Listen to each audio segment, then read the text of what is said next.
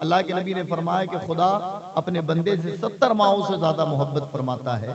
حضرات گرامی، اس کا اصل اظہار نماز میں ہے کہ یہ ہماری یونٹی کو پروموٹ کرتا ہے۔ ظاہر ہے کہ جمعہ آج ہی تھا تو آپ نے دیکھا ہوگا کہ ہر مسجد میں اوپر ہو نیچے ہو باہر ہو کہیں بھی لوگوں کی جگہ کم پڑتی ہے، صفیں کم پڑ جاتی ہیں۔ بعض اوقات یہ ہوتا ہے کہ لوگوں کو سڑکوں پر اور وضو خانوں میں نماز پڑھنی پڑتی ہے۔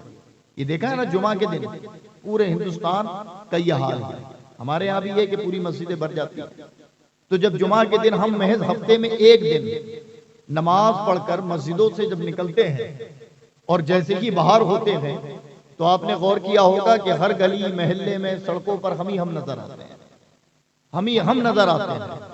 اب آپ غور کریں کہ جمعہ کے دن ایک نماز میں ہفتے میں ایک بار اگر ہم جمع ہو جائیں تو ہماری تعداد لوگ دیکھتے ہیں، اور یہ طریقہ ہمیں ہفتے میں ایک دن نہیں دیا گیا بلکہ جمعہ تو واجب ہے۔ کچھ وجوہات پر جمعہ معاف ہو جاتا ہے، لیکن 5 وقتہ نمازیں اس کے معاف ہونے کی کوئی وجوہات نہیں۔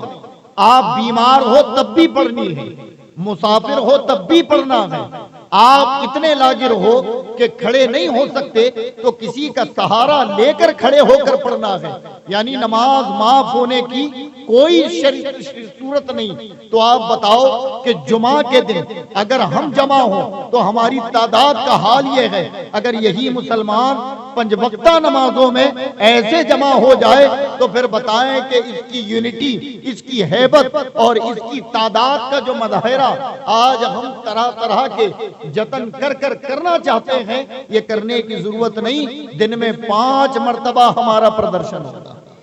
کتنی مرتبہ؟ 5 مرتبہ۔ لیکن حضرات ظاہر ہے کہ ہمیں وہ چیز پسند ہے جس میں ہمیں مزہ آئے، ہمیں وہ چیز پسند ہے کہ جس میں ہمیں ہنسی مذاق ٹھٹا کرنے کو ملے۔ لیکن کبھی غور تو کریں کہ رب کائنات نے ہمیں اتنی بہترین پلاننگ کے ساتھ دنیا میں بھیجا کہ اگر ہم رب کے بتائے ہوئے طریقوں پر عمل کر لیں تو ہمیں اپنی عقل لگانے کی ضرورت ہی نہیں۔ ہمیں اپنی عقل کا ان چیزوں پر استعمال نہیں کرنا ہے کہ یار ہم اپنی تعداد دکھا دیں، ہم اپنی قوت دکھا دیں، ہم اپنی طاقت دکھا دیں، بلکہ وہ 5 وقتہ نمازوں میں تم اپنی مساجدوں کی صفوں کو بھر لو۔